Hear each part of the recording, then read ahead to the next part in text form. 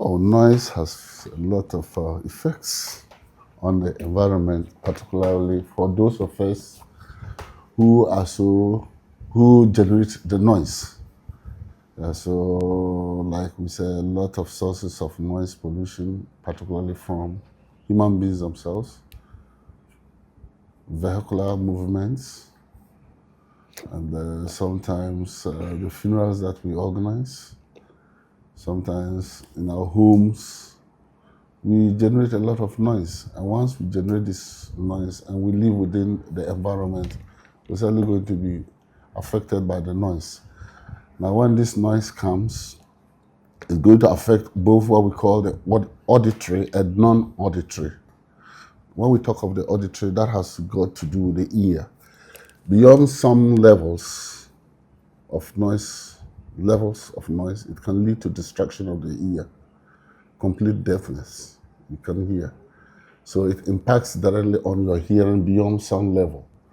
But we also realize that noise, when it gets to a particular level, can even impact on your human health. For example, it can lead to situations where people have sleepless night. And in some areas, it can also even lead to provocation.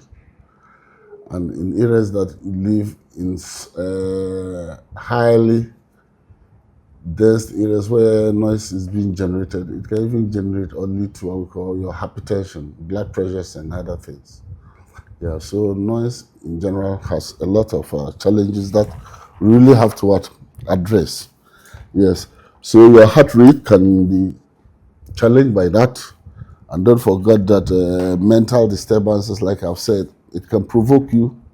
Yeah, so if you live in an area where a lot of noise is generated, you have sleepless night. Because you have sleepless night, the following day, if you have to do something, it can really affect your level of productivity, productive hours. Because you had less sleep, the least in the course of interaction, you can easily be provoked. Yeah, so these are some of the non-auditory health effects as a result of noise. Yeah, so really noise is one of the issues that we have identified in recent times that has become a challenge or a serious threat to our environment, because if we do not really take care by putting in the necessary measures to curtail it, at the end of the day, we're going to have a lot of auditory as well as non-auditory challenges, as mentioned before. Controlling noise in a society is not only the preserve of the agency. We all have to do it collectively. But as an institution, we have specific rules that we have to play. The Environmental Protection Authority, among others, have to prescribe standards. And fortunately for us, those standards we have it in the public domain, the Ghana Health Standards. That really will tell us exactly what levels that we must generate in order not to bring about challenges to the environment, as well as the impact on the human health. However, EPA too has the mandate to issue what we call notices in the form of directives to undertakings or to individuals, by way of trying to let them make sure that they control the volumes and the intensities of the sound that they are producing, making sure that they bring them to acceptable levels. Yeah. Beyond that, when you go beyond that, then maybe the law will also have to find itself. So it's really specified in the Environmental Protection Act 2025 of Act 1124 is there specifically. That really tells us how we can execute our mandate. Beyond that, the Ghana Standards for Health Protection, requirement for ambient noise. This is what we have to note, that for certain specific areas, we have designed certain areas that noise must not go beyond.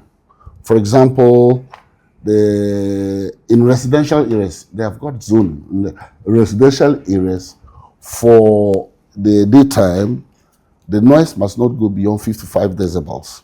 And for the nighttime, it must not go beyond 48 decibels. Unfortunately, because these are technical, what I have to let you know is noise is measured with a sound level what meter, and the unit in which it's being measured is the decibels. So when I measure decibels, don't be what so much. Yes. So what is happening is if you are within a residential area, the noise levels must not be beyond 55 decibels for daytime, and it must not be beyond 48 decibels during the what night. Then for educational area, it must not be beyond 55 decibels and for day, and it must not be beyond 50 what for night. What I'm just trying to say is that we have got all this that has been specified by the Ghana Standards for Health Protection requirement for ambient noise control, GS 1222-2018. If you have it, if you go there, it has been put into zones. So it means if you find yourself within a particular zone, you are required to make sure that your levels of noise that you generate will not go beyond those what particular what levels. For example, if you've come within this particular enclave where we may consider to be civic, you don't have to go beyond a particular what level. You have to make sure that you operate within the prescribed levels that have been put within the zoning areas. So that is one way by which we have been able to make sure at least noise levels are being what controlled. Then we also have other legislation such as the Local Government Act of 2016 Act 936 that establishes the district assemblies as the planning authorities for the areas of jurisdiction and empowers the district to, among others, be responsible for development and improvement and the management of human settlement and the environment in the district. So which means that within the district or within the municipality, they owe it a responsibility to make sure that some of these things are brought under control. The district assemblies will have to establish that these are civic areas. The district assemblies have to establish that these are commercial areas. The district assemblies have to establish that these are industrial areas and these are places of worship. So it therefore means that if you do not go to establish your residential area solely within an industrial enclave, because when you find yourself within an industrial enclave, the noise levels there are certainly going to be different from noise level within the residential what areas. Then you have the Land Use and Special Planning Act of 2016, Act 925, that establishes the Land Use and Planning Special Authority to, among others, develop the capacities of the district assemblies and other institutions for the effective performance of their special planning and human settlements management functions. So all these are also legislative that goes to back how we can control and regulate development, which has an effect on noise what generation.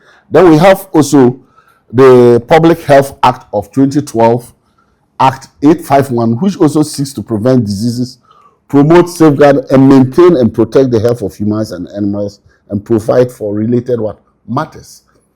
It also has a public health angle to what we are saying. And last but not the least, we also have the Criminal Offences Act 1960, Act 293. It makes it an offense to allow houses, for example, in towns, to be used for drumming.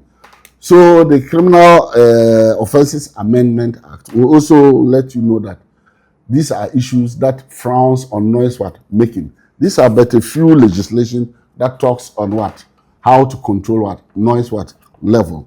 High levels of noise really is something that we must make sure that we guard and properly reduce so that we can have a very safe and sound what environment, as I have said in my previous what submissions.